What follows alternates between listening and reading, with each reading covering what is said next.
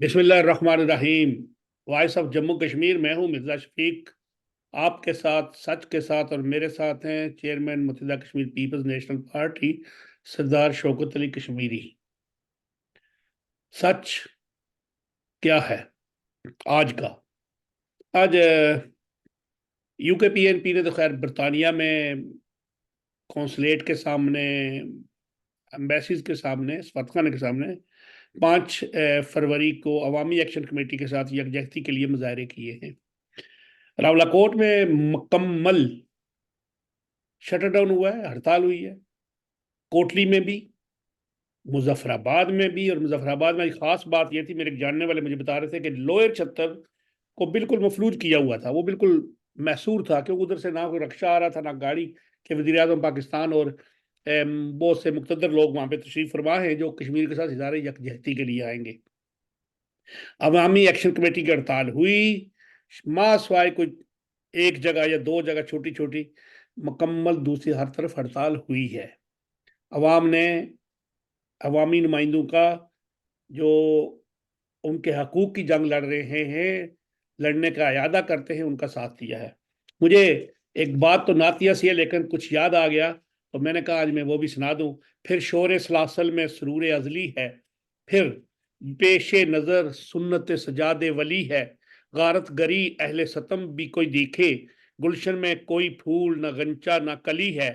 दो हक़ सदाकत की शहादत सरे मक्तल, उठो कि यही वक़्त का फरमान जली है।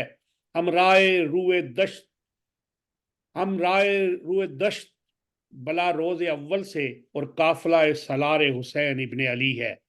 तो मैं तो अपने लोगों से यही कहता हूं कि काफिला हुसैनी के मुसाफिर बने।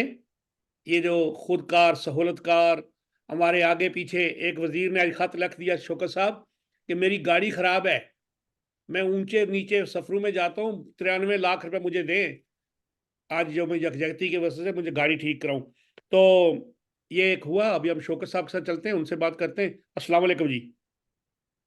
जी वालेकुम सलाम। आज 5 फरवरी थी, मुकम्मल हड़तालें हुई है। वज़ीर आज़म पाकिस्तान जो है वो रावलपुर मुजफ्फराबाद गए हुए थे, और पूरा मुजफ्फराबाद भी बंद था हर तरफ। तो लोगों को बड़ी तकलीफ थी, लेकिन हड़ताल थी। उस हड़ताल ने तो खैर इतना नहीं करना, लेकिन ये जो दूसरी हड़ताल हुई हुई थी, जगह जगह पोस्टें लगी, हर चीज़, इसने काफ़ी डिस्टर्ब किया लोगों को। लेकिन अब देखें हड़ताल का असर क्या होता है। अरबाब इक़्तिदार के कान पे जूं रेंगती है या नहीं रेंगती। लेकिन लोगों ने बता दिया है कि हम अभी अपने हकूक़ के लिए मुतहिद हो भी गए हैं और हो रहे हैं। देखिए जनाब, सबसे पहली बात तो ये है कि अवाम काबिल मुबारकबाद है कि उसने रियासत के तमाम हथकंडों को नाकाम करके हर नौ के प्रोपगंडे और नाम नहाद ऐलानात के बावजूद as per schedule shutter down, पहिया जाम और बड़े बड़े इज्तिमाआत मुनक्कद करके अपने जज्बात बरहमी का इजहार किया और पाकिस्तान के हुक्मरान तबकों को ये बता दिया कि तुम्हारी ये जो कश्मीर सॉलिडिटी के नाम पे जो मजाक कश्मीरी लोगों के साथ हो रहा है, इसको हम बाई नहीं करते। ये लोगों का, यानी कि खास करके आज़ाद कश्मीर के लोगों का एक वाज़ेह वाशगाफ दो टोक पैगाम था पाकिस्तान के हुक्मरान तबकों को कि आपका पहला टेस्ट ये है कि जो आपके ज़ेरे इंतजाम, जो आपके ज़ेरे कब्जा कश्मीर है, यहाँ के लोगों को किस तरह की सहूलतें देने के लिए आप तैयार हैं, हमारे किन मुतालबों पे आप कान धरने के लिए तैयार हैं। तो यकीनन पाकिस्तान के हुक्मरान तबके तो लोगों के मुतालबों पे कान धरने के लिए तैयार नहीं है। और ये सिर्फ कोई आज़ाद कश्मीर या गिलगित बल्तिस्तान ही नहीं, बल्कि जहां जहां भी मिसाइल हैं और लोग पुरअमन एहतजाज करते हैं, पाकिस्तान के हुक्मरान तबकों का ये बरसा बरस वतीरा है कि वो उनके मुतालबात मानने के बजाय हमेशा रियासती تشدد کا سہارا لیتے ہیں ایسی بلند آوازوں کو دبانے کے لیے، خاموش کرنے کے لیے. اور اس راہ میں ہزاروں لوگ جو ہے وہ اپنی جانوں سے ہاتھ دھو بیٹھے ہیں.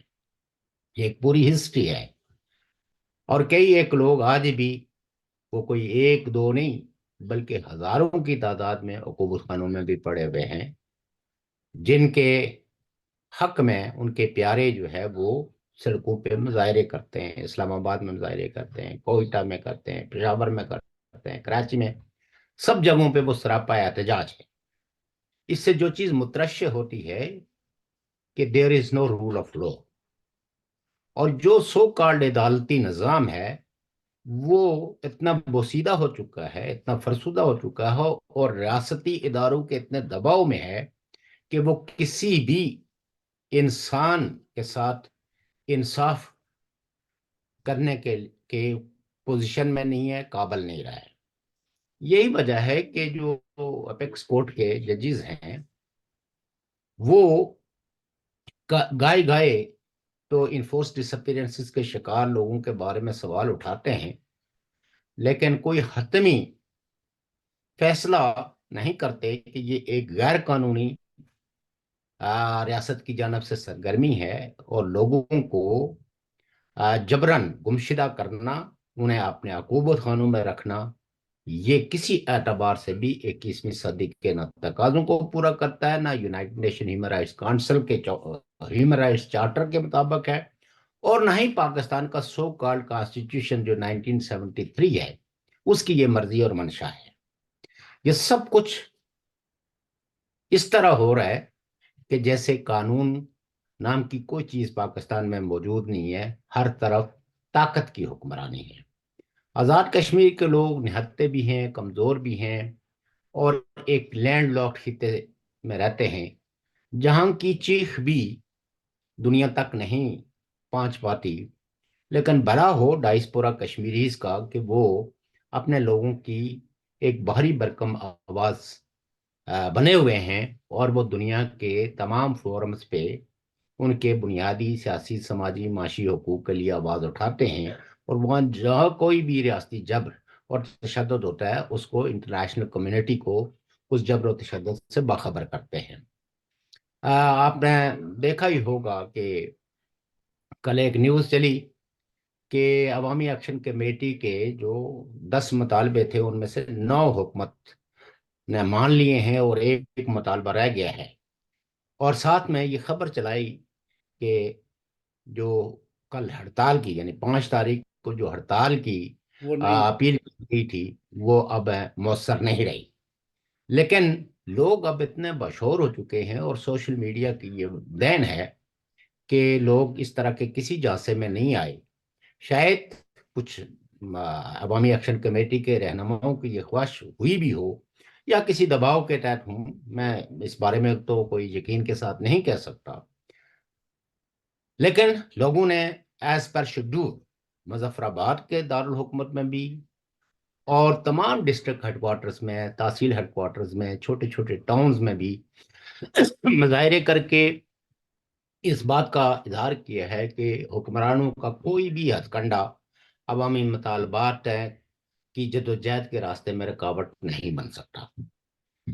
بھلا ان کا یہی ہے کہ وہ لوگوں کے ان مطالبوں کو بجائے ٹالم ٹول سے کام لینے کے یا کنسپیریسیز کرنے کے، وہ سیدھے سیدھے یہ مطالبے ہیں جس کو خود آزاد کشمیر حکومت کے جو مقتدر لوگ ہیں وہ تسلیم بھی کرتے ہیں. اور وہ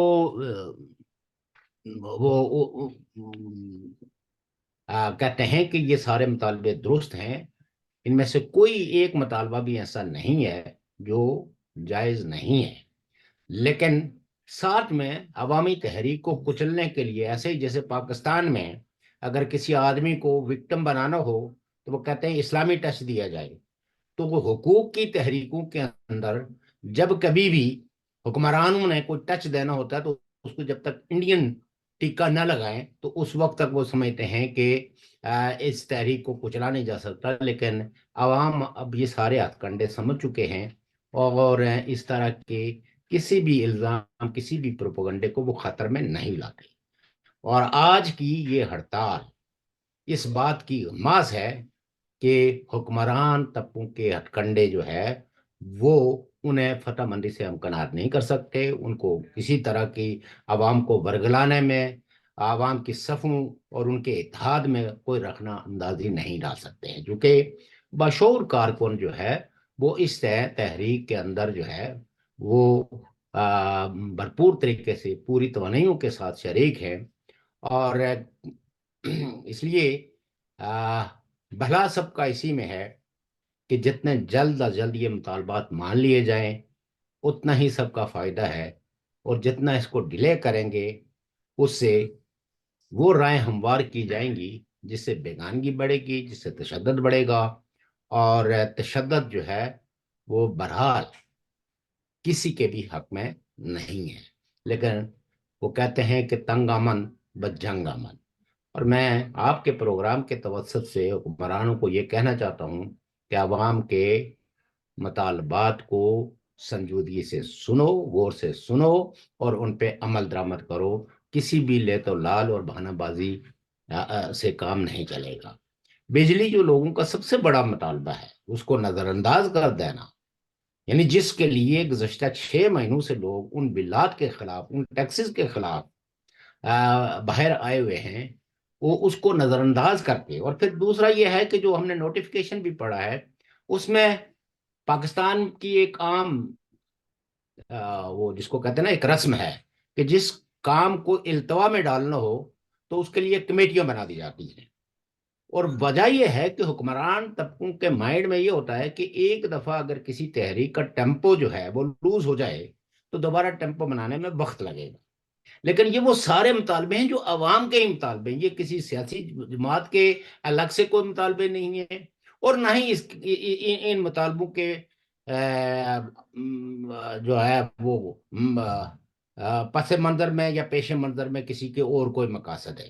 سیدھی بات یہ ہے کہ لوگوں کو اس 21ویں صدی میں یہ بنیادی ضروریات کی چیزیں ہیں اور ان کو لوگوں تک پہنچانا یہ حکمرانوں کا فرض ہے. اسی لیے وہ اتنی بھاری برکم تنخواہیں لیتے ہیں، ٹی اے ڈی اے لیتے ہیں. اور اگر عوام کے مسائل کو حل نہیں کر سکتے تو ان کا کرسیوں پہ بیٹھنا عوام کے لیے تو بےمانی ہے. عوام کی جو ناراضگی ہے، عوام کا جو عوام جن جذبات کا اظہار کر رہی ہے اس کو دیکھ کتنی بڑی بدقسمتی کی بات ہے کہ انہوں نے وہ جہادی تنظیموں کو بھی اس میں انوالو کرنے کی کوشش کی. وہ کھلے عام سوشل میڈیا کے ذریعے بھی، تقریروں کے ذریعے بھی جو ہے نا وہ تھرٹے کرتے رہے کہ جس نے 5 تاریخ کو روڈ بلاک کی، جس نے شٹر ڈاؤن کیا، جس نے پہیہ جام کیا تو وہ اس کو ہم اس کے انجام تک پہنچا دیں گے. لوگوں نے ان تھریٹس کی کوئی پرواہ نہیں کی. ان دھمکیوں کو گیدڑ بھبکیاں سمجھ کے اس کو اپنے جوتے کی نیچے جو ہے نا وہ کچل کے رکھ دیا ہے. اور یہ میں سمجھتا ہوں کہ پاکستان کے حکمران طبقوں کو کھلی آنکھوں سے اور کھلے دماغ سے لوگوں کے اس رد عمل کو سمجھنا چاہیے. اور اگر نہیں سمجھیں گے تو پھر نتائج بھگتنے کے لیے تیار ہو جائیں. آپ نے جیسے فرمایا کہ یہ نوٹیفیکیشن تو خیر ویسے ہی ہے جیسے وہ پہلے پڑھا ہے ہم نے بھی. پنجابی کہتے ہیں گونگلوا نو مٹی چاڑنی. وہ جو شلجم ہوتے ہیں نا وہ زمین سے کوئی کھیڑے، اس میں مٹی اس نے اچھاڑ لی، پھر کھا لی، بعد میں پیٹ میں درد ہوا، بات کا مسئلہ ہے. دوسری بات یہ ہے کہ اب جو عوام ہے، یہ جو تحریک ہماری عوامی ایکشن کمیٹی ہے، یہ کوئی سیاسی لوگ تو ہے نہیں ہے، یہ کاروباری لوگ ہیں، دکاندار ہیں، پبلک پرسنز ہیں جو ڈیلی جن کا ایک اپنے ذاتی مسائل میں وہ ان مسائل میں گرے ہوئے ہیں، انہوں نے یہ تحریک چلائی ہے. اور اگر یہ تحریک اس طرح آ رہی دیکھیے ہے. ایک بات میں آپ کو اس میں قطع کلامی مجھے معاف کریں گے. جی جی. دیکھیے آج کی دنیا میں کوئی شخص بھی غیر سیاسی نہیں ہے. ہر آدمی جو ووٹ دیتا ہے وہ سیاسی ہے. جس کو یہ پتا ہے کہ میں نے اس پارٹی کو ووٹ دینا یا اس پارٹی کو ووٹ دینا یا میں نے نہیں ووٹ دینا، اس کے یہ سارے فیصلے جو ہے نا وہ سیاسی ہوتے ہیں. اور عوام کو یہ شعور ہونا کہ میرے کیا حقوق ہیں، میرے کیا فرائض ہیں، یہ اس کا تعلق بھی سیاست سے ہے.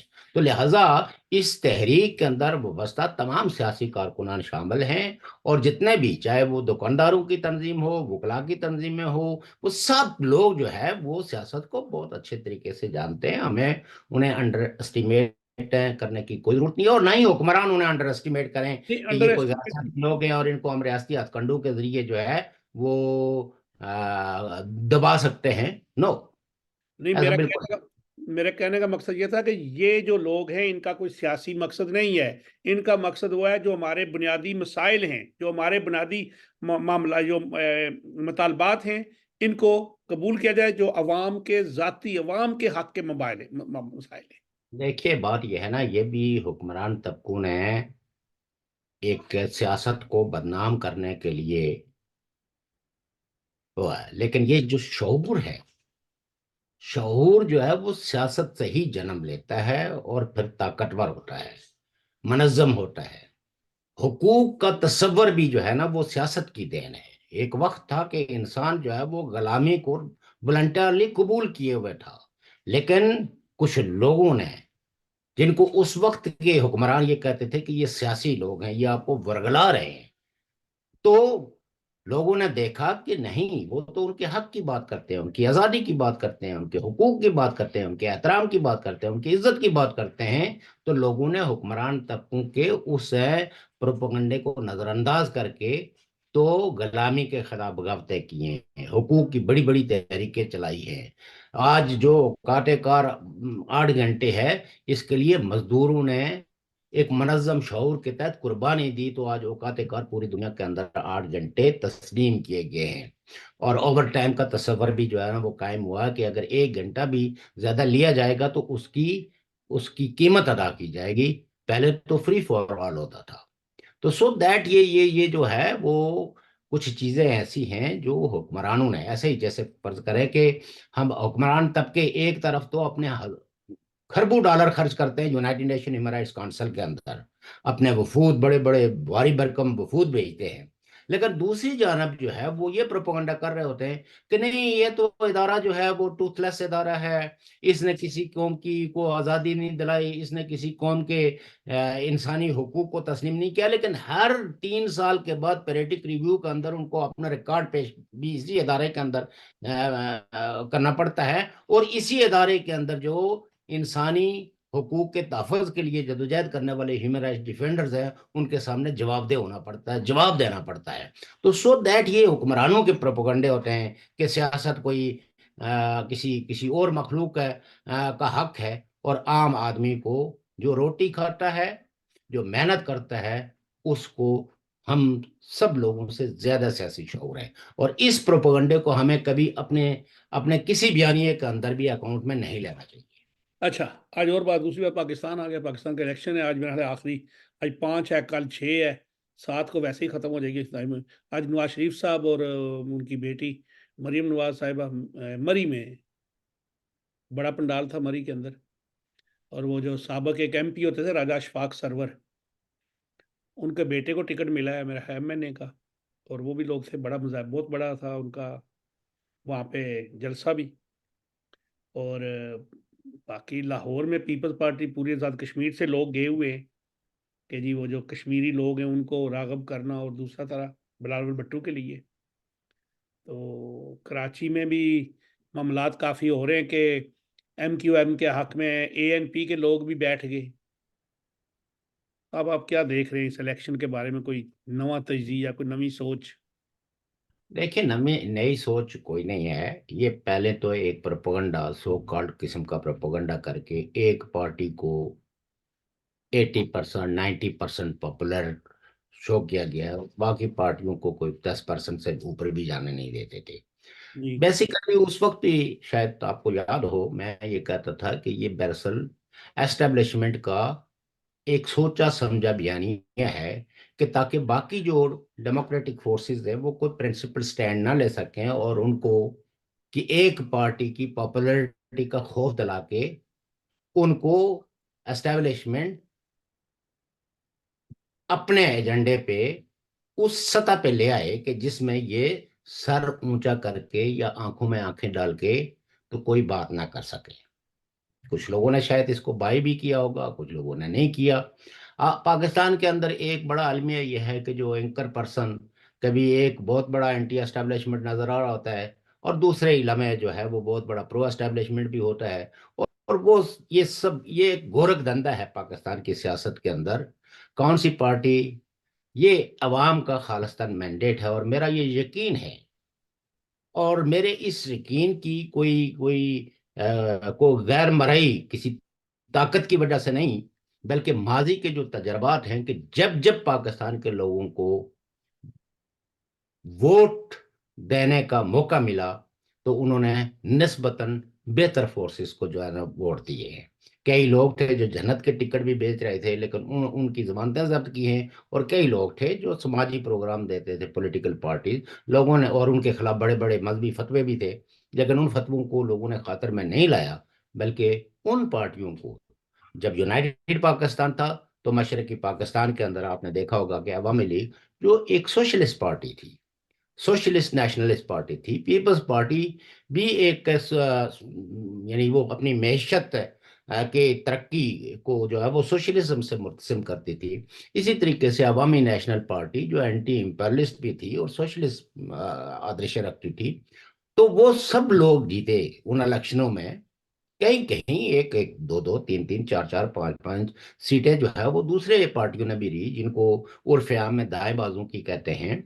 लेकिन पाकिस्तान में या हमारे तीसरी दुनिया के अंदर दाएं बाजू और बाएं बाजू की जो सियासत बजाय लोग जो जो डिमार्केशन करते हैं, वो बेसिकली दाएं बाजू और बाएं बाजू की नहीं है। ये एक तारीखी इस्तिलाहें हैं। वहां बुनियादी तौर पर वो लोग जो मजहब को सियासत के अंदर इस्तेमाल करते हैं, बेसिकली उनका रूट होता है फंडामेंटलिज्म। और जो मजहब को सियासत में नहीं लाते, एक समाजी प्रोग्राम पेश करते हैं, वो आप कह सकते हैं कि डेमोक्रेट है, लिबरल है, या उनका उनकी उनकी सियासत का जो धारा है वो असर हाजरा के तकाजों को मीट करने का होता है। तो ये बाकी जो सोशलिस्ट आइडियोलॉजीज रखने वाले लोग हैं या कैपिटलिस्ट आइडियोलॉजीज रखने वाले लोग हैं, इन लोगों को तो आप दाएं बाएं में तकसीम कर सकते हैं, लेकिन पाकिस्तान में और खास करके तीसरी दुनिया में ये दाएं बाएं की सियासत नहीं है। ये दरअसल तरक्की पसंदी और बुनियाद परस्ती की एक जंग है। और उस जंग में कभी कभी जो है वो बुनियाद परस्त जीत जाते हैं, कभी कभी जो है वो तरक्की पसंद जीत जाते हैं। यानी तरक्की पसंदी से मेरी मराद जो है वो कोई सोशलिस्ट नहीं, तरक्की पसंदी से मराद जो है जो असर हाजिरों के तकाजों के मुताबिक कोई मैशत यानी तरतीब देना चाहते हैं, और तरक्की का के उस रास्ते को अख्तियार करना चाहते हैं जो अकीदों के ताबे न हो बल्कि अपनी समाजी कवानीन के ताबे हो। तो ये मैं समझता हूँ कि बहरहाल जो अमूमी राह और जो इंडिपेंडेंट मीडिया है, खास करके इंटरनेशनल मीडिया, वो तो ये कह रहा है कि मुस्लिम लीग नून जो है वो इस पोजीशन में आ जाएगी कि वो हुकूमत बनाएगी अपने इत्तेहादियों के साथ, और हालात भी ऐसे ही लग रहे हैं। लेकिन जो पीपल्स पार्टी है उसके बारे में तो सारे लोग ही इस बात पे मुत्फिक है कि सिंध में उसको किसी बड़े चैलेंज का सामना नहीं है। वो अंदरून सिंध में तो वो डायरेक्टली जीत जाएगी। यही वजह है कि उसको लोग कह रहे हैं कि 60-65 के करीब वो सीटें ले लेगी। और बलूचिस्तान में नून लीग का साठ बाप का, पैंसठ कौमी असम्बली की। जी जी, तो और वो जो है मुकाबला है नून लीग का, पीपल्स पार्टी का और बाप पार्टी का। लेकिन मैं समझता हूँ कि वहाँ जमीयतुल उलमा इस्लाम की भी एक खासी बड़ी तादाद मौजूद है और हमेशा उसका एक वोट बैंक रहा है। तो लिहाजा जमीयतुल उलमा इस्लाम भी वहाँ, और नेशनलिस्ट जो खास करके महमूद खान अचकज़ई की पार्टी है या अख्तर मेंगल साहब की पार्टी है या डॉक्टर अब्दुल मालिक की है, ये पार्टियां भी जो है वो सीट्स लाएंगी और अल्टीमेटली ये मरकज में उन्हीं के साथ कोई अलायंसेस बनाएंगे जो इस पोजीशन में होगा। जो आप कह सकते हैं कि सिंगल पॉलिटिकल पार्टीज में जो सिंगल लार्जेस्ट पार्टी होगी, वो चाहे अगर फर्ज करें कि एक पार्टी 50 सीटें लेती है तो जिसने 60 ली होंगी तो वो सिंगल लार्जेस्ट होगी। تو لیکن یہ آپ پوٹینشیل جو اس وقت تک میرا اپنا جو رائے ہے یا پولیٹیکل وزڈم کہتا ہے وہ یہ ہے کہ مسلم لیگ نون جو ہے وہ سنگل لارجسٹ پارٹی ہوگی. اب یہ کہنا کہ وہ سمپل میجورٹی لے لے گی یہ کہنا قبل از وقت ہے، لیکن سنگل لارجسٹ پارٹی کے طور پہ میں مسلم لیگ آپ نے نون کو دیکھتا ہوں. آپ نے پی پی پی کو 60 سے 65 سیٹیں کہا. اور یہ دیکھیں مطلب یہ کہ آپ مجھے ان لفظوں میں نہ پکڑیں. میں یہ کہتا ہوں کہ پیپلز پارٹی جو ہے وہ دوسرے نمبر کی بڑی پارٹی نہیں، ہوگی نون جو لیگ کو کتنی سیٹیں دیتے ہیں آپ؟ دیکھیں میں کہتا ہوں کہ سنگل لارجسٹ ہوگی. مے بی وہ 100 سیٹس لے لے، مے بی 110 لے لے. لیکن دیکھیں اس وقت میں تو کوئی وہ کانسٹیچوئنسی وائز جو ہے نا وہ ایک ایک حلقے کی تو وہ نہیں وہ کر رہا ہوں. لیکن اوور آل جو میرا جو وہ ہے، اور مسلم لیگ کی جس طرح کی تنظیم سازی ہے، یا پیپلز پارٹی کی سندھ کے اندر جس طرح تنظیم سازی ہے ولیج سے لے کے چھوٹے سے چھوٹے ولیج تک بھی، پی ٹی آئی کا بھی ایک خاصا بڑا ووٹ بینک کے سرسے میں بنا، بالخصوص جس وقت انہوں نے سائفر کے ایشو کو اور امریکن انفلوئنس کو چیلنج کیا، تو اس وقت کافی جو اینٹی امریکن پاکستان کے اندر جو ایک انفلوئنس ہے وہ سارے لوگ پی ٹی آئی کی طرف راغب ہوئے. لیکن انفارچونیٹلی آپ یہ کہہ سکتے ہیں کہ جو 9 مئی ہوا وہ اب انہوں نے کیا یا جذبات کی رو میں بہہ کے پی ٹی آئی کے کارکنوں نے کیا یا لیڈرشپ کی ہدایت پہ، یہ کہنا تو ہم جیسے لوگوں کو زیب نہیں دیتا. لیکن بہرحال یہ ہے کہ اگر وہ پارٹی انٹیکٹ رہتی، اس کی لیڈرشپ جو ہے وہ اس طرح کی حرکات و سکنات نہ کرتی، تو شاید ہے وہ سنگل لارجسٹ پارٹی ہوتی، یا پی ایم ایل این اور پی ٹی آئی جو ہے وہ تقریباً ٹکر میں رہتے، اور اس طرح جو پولرائزیشنز ہوتی ہے الائسز کی وہ زیادہ واضح نظر آتی ہے. لیکن چونکہ اب پی ٹی آئی تو ایک ایسے ایسے پے در پہ اس کو دھچکے لگے ہیں، جھٹکے لگے ہیں، جس کی وجہ سے مطلب یہ کہ ابھی بھی کئی ایک لوگ جو ہے وہ یہ راگ تو الاتے ہیں. لیکن میں نہیں سمجھتا ہوں کہ اس کنفیوژن اور کیاس کی پوزیشن میں پی ٹی آئی کوئی زیادہ کوئی نتائج اپنے حق میں لے سکتی ہے، کہ بالخصوص جب ان کے پاس اپنی جماعت کا وہ جو نشان ہے سنبل بلہ وہ بھی نہیں ہے. اور کئی کئی لوگ پی ٹی آئی کے نام سے جو ہے وہ اگرچہ پی ٹی آئی کی مرکزی قیادت نے بڑی اسمارٹلی سوشل میڈیا کو استعمال کر کے لوگوں سے اس کنفیوژن کو دور کرنے کی کوشش کی، لیکن ابھی بھی کئی ایک کینڈیڈیٹ ہیں جن کے خلاف مقدمات ہیں 9 مئی کے، وہ اس طرح کی کمپین چلانے کی پوزیشن میں نہیں ہے. سوشل میڈیا کا انفلوئنس کتنا ایک ہے، اگرچہ کئی لوگ بڑے دعوے کرتے ہیں کہ جناب ان کے اشتہار کیبل کے ذریعے بھی اور سوشل میڈیا کے ذریعے بھی ایک ایک فرد تک پہنچے ہوئے ہیں. لیکن جو فیلڈ میں مجھے نہیں لگتا کہ پی ٹی آئی کوئی ایسا نتیجہ برآمد کر پائے گی، بالخصوص ایسی جگہوں پہ جو ووٹ کی ایک خاص قسم کی نفسیات اور ایک خاص سائنس ہے. اس سائنس میں لوگوں کو گھروں سے لانا اور پھر ووٹ کاسٹ کروانا، اس کے لیے تھوڑی سی پولیٹیکل پارٹیز کی تنظیم کی ضرورت ہوتی ہے، اور پی ٹی آئی کی جو تنظیم ہے وہ بری طرح سے شٹر ہوئی ہے اس پورے عمل میں. ان کے پاس ووٹر تو کافی ہوا ہے جو اپنی ٹرانسپورٹ خود ہی کر لیتا ہے، غریب ووٹر کم ہے. اور دوسری طرف ان کے آج جو چیئرمین ہے موجودہ، کیا نام یہ کہنا بہت مطلب زیادتی ہوگی کہ وہ جو ہے، دیکھیں بات یہ ہے کہ یہ جو امیر کلاسیں ہوتی ہیں نا جس کو کہتے ہیں بورجوا کلاس ہے؟ جی جی یا جی. اپر مڈل کلاس، تو ان کی تو یہ شان کے بھی خلاف ہے کہ وہ جا کے کوئی لائن میں مطلب خاص کر کے پاکستان اور تیسری دنیا کا جو مائنڈ سیٹ ہے کہ وہ کسی کینڈیڈیٹ کو وہ لائن میں کھڑا ہو کے ووٹ دے، اس کو تو خاص قسم کے رویے کی توقع ہوتی ہے. تو وہ رویہ تو جب تک نہ ملے تو وہ تو ووٹ دینے کے لیے بھی نہیں جاتا.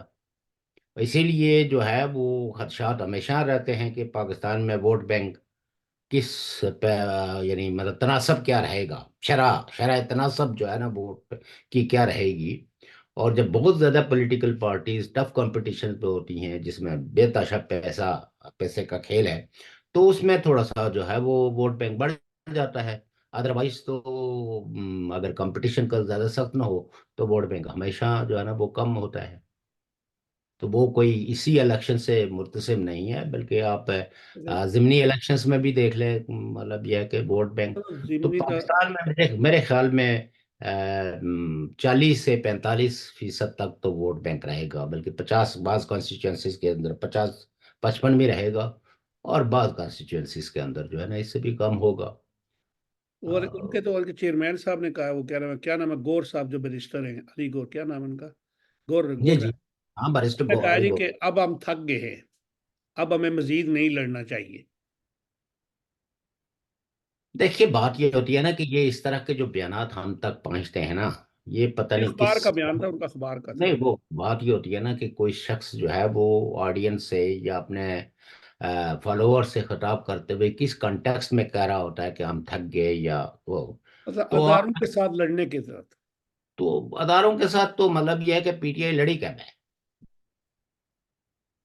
یہ اداروں کے ساتھ لڑنے سے ہی تو سارا مسئلہ بنا ہوا ہے۔ نہیں، یہ تو ایک ایڈونچر کیا ہے، مطلب یہ ہے کہ عمران خان صاحب کی اداروں کی پالیسیوں کے ساتھ کسی قسم کا کوئی اختلاف کبھی نہیں رہا ہے، نمبر ایک۔ نمبر دو، فارن پالیسی جس میں ہمیشہ پاکستان کی پولیٹیکل فورسز کا اختلاف ہو جاتا ہے اسٹیبلشمنٹ کے ساتھ، عمران خان صاحب کا تو فارن پالیسی میں بھی، چاہے وہ انڈین سینٹرک پالیسی ہوں یا مڈل ایسٹ ہوں یا کسی جگہ پہ بھی، ذاتی طور پہ شاید کہ انہوں نے اپنے کسی کو ناراض کیا ہو، لیکن ایز خارجہ پالیسی پاکستان کی جو فارن پالیسی ہے، اس میں تو اسٹیبلشمنٹ سے ان کا کوئی اختلاف نہیں تھا۔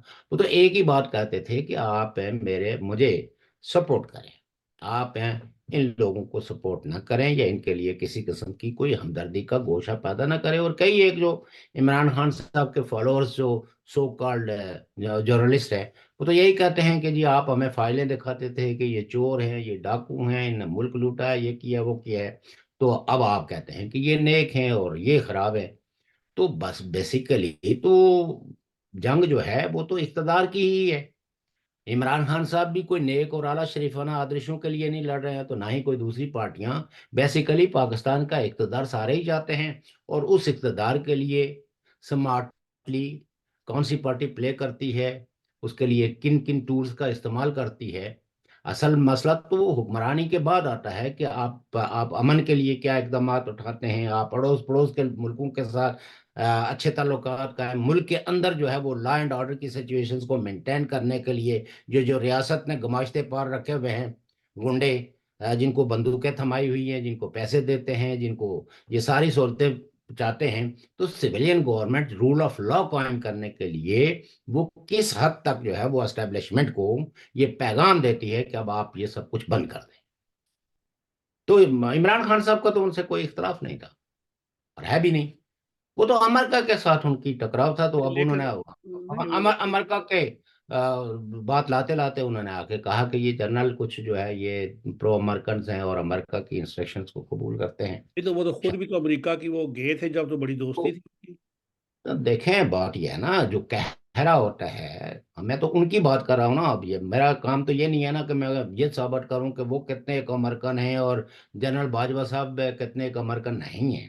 یہ تو پاکستان کے اپنے ریٹائرڈ جنرلز کئی ایک اس بات کا اظہار کر چکے ہیں کہ ہمارے تو آرمی چیف کا کی سلیکشنز بھی جو ہے وہ سی آئی اے کی منظوری کے بغیر نہیں ہوتی۔ اب اس بات میں کتنی ایک صداقت ہے کہ اس حد تک نہیں ہے، لیکن بہرحال پاکستان تو وہ واحد ملک ہے جس کو 1950 سے لے کے جس کی آرمی کو امریکہ نے بڑے کھلے دل سے اس کی سپورٹ کی ہے، اس کی مدد کی ہے، فائنینشلی بھی، اسلحہ کی شکل میں بھی، ساری چیزیں۔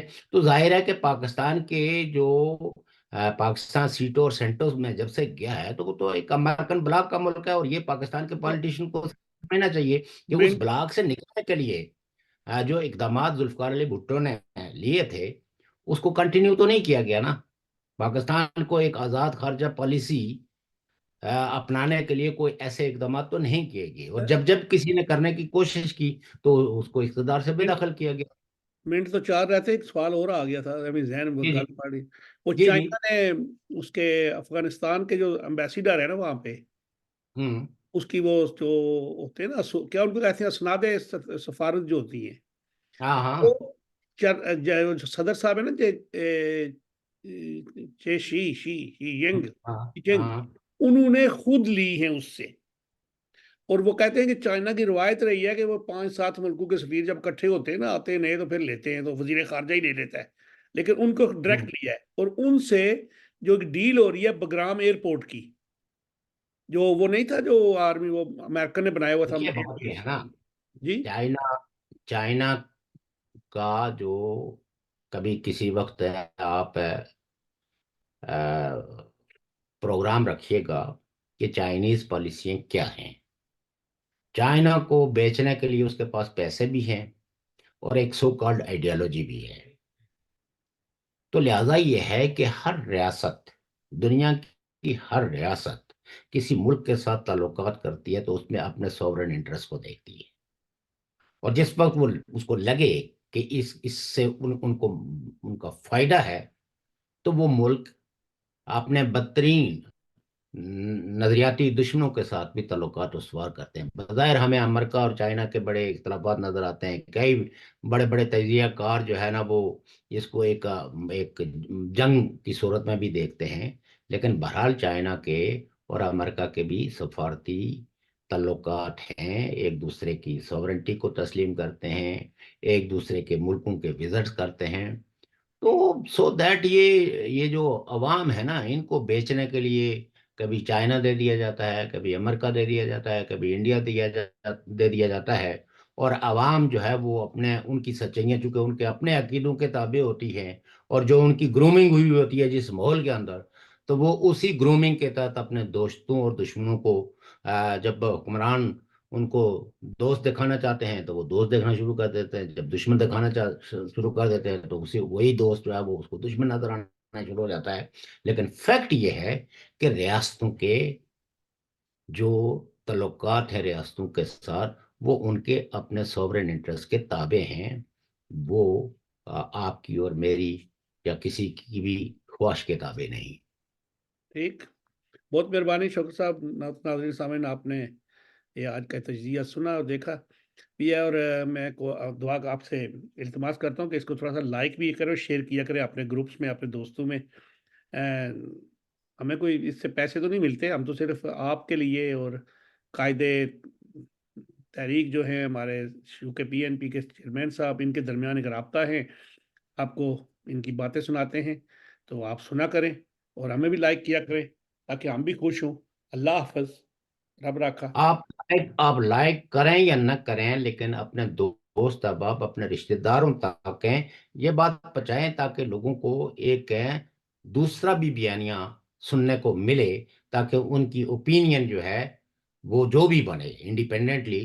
क्योंकि यकतरफा प्रोपेगेंडे का शिकार लोग अक्सर यकतरफापन का शिकार हो जाते हैं, और जब वो दो तरफा बातें सुनते हैं, जब तकाबली जायजा लेते हैं, तो फिर वो एक मनज़्ज़म शौर के साथ दोस्तों और दुश्मनों को पहचानना शुरू कर देते हैं। तो लिहाजा ये हम तो इसमें बैठ के जो कुछ भी सुनाते हैं, वो कोई अपने किरथार्सिस के लिए नहीं, बल्कि हम ये अपना फर्ज मनसबी समझते हैं कि तारीख से, वक्त से जो कुछ हमने सीखा वो आप तक पहुंचाया जाए बगैर किसी लहतो लाल के।